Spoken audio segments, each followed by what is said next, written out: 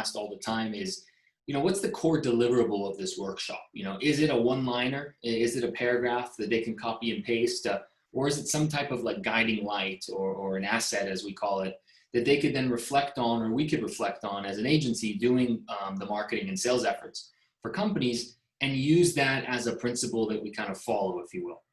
And so it's both of those, as I see it. We use it and reflect on the persona and the specific attributes all the time in developing emails or ad copy for paid media, a marketing workflow, and whatever it is. We always say, well, does this resonate and does it speak kind of to the brand story that we originally did this exercise? And also there's absolutely some of those one-liners, shorter paragraphs, and like kind of longer story, I think it's called, Kyle, where that's something that really defines the journey of what is a prospect and the type of messaging that should be spoken to that individual. And so the use case as we see it can be both copy and paste, but it also is something that we reflect on and say, okay, does everything we do align with this brand story guide?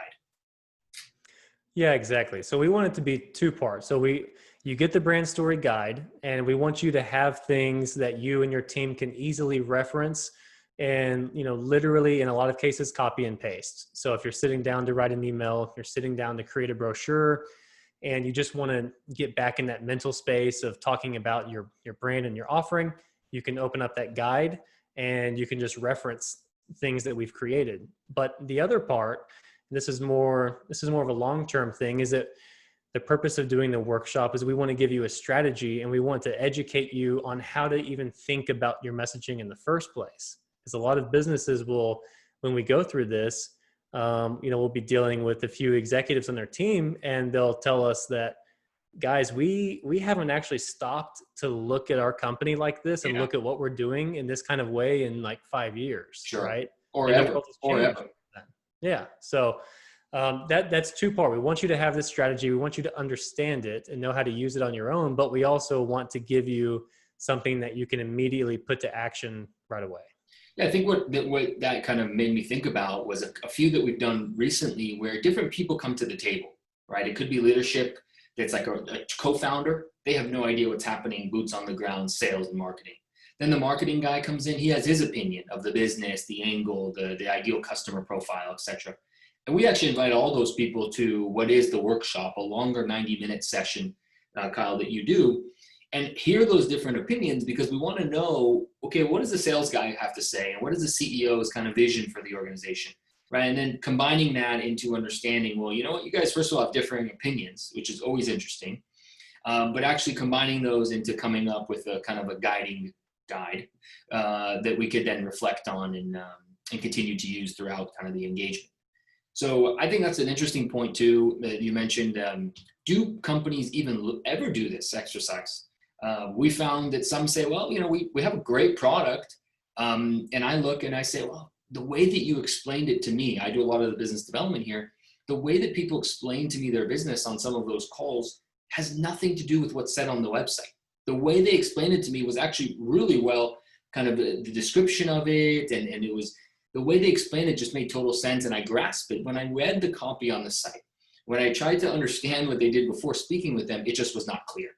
I don't think anyone's ever taken that criticism the wrong way. They view it very constructively to say, well, hold on, that's kind of why we reached out. Like, we know we have a great product or service, but we're actually not saying how good it is, and we don't know how to say it.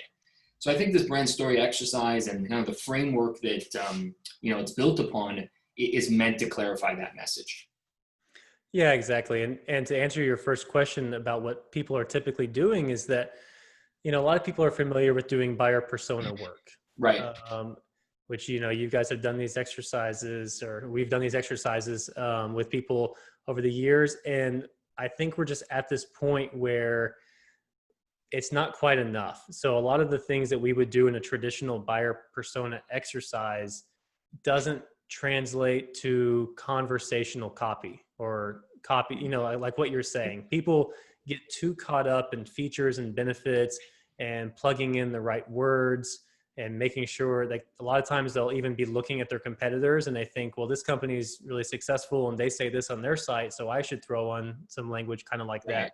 Right. And really what's a lot more relatable is when you can just explain something in a conversational way and let the prospect know, like, in day-to-day life, this is what you're going to get out of this. It's more natural. I mean, even this, for folks who will watch this video, we did not want to script anything in this video, right? For me, I thought it was useful. It's like, let's talk about what we just keep seeing time and time again, as opposed to like writing this like masterful playbook that probably people aren't going to ingest as best as they could ingest some type of conversational lesson, if you will, similar to this format. Mm-hmm. So I think it's super interesting. It's useful for both sides. Again, for us as an agency doing the marketing and sales work, but for an organization to sometimes sit back and reflect on, well, hold on, who are we? What are we here to do? Not what are our features and benefits as we see it, but why should other people care what those are? How do we actually improve their lives? I mean, that's just not thought about day to day, and it's surely not written as we see it in a lot of the marketing messaging for the groups that we work with. So it's been a big kind of inclusion, if you will, about a few years now, a la carte, and then into our kind of more robust growth stack offering. For those who don't know, multiple tiers in this offering, where traditionally we're used to driving traffic as an agency, performance marketing, SEO, paid media, social, the very tactical pieces. Beyond just getting eyes on your business, now you do the middle of the funnel, the traditional inbound scope. So nurturing and automation, email marketing, kind of getting people warmed and educated, all the way to becoming a sales qualified lead. And then there's a lot that's done now in sales process, or sales enablement as it's called. We're actually helping organizations sell better, be more efficient and effective with their sales process.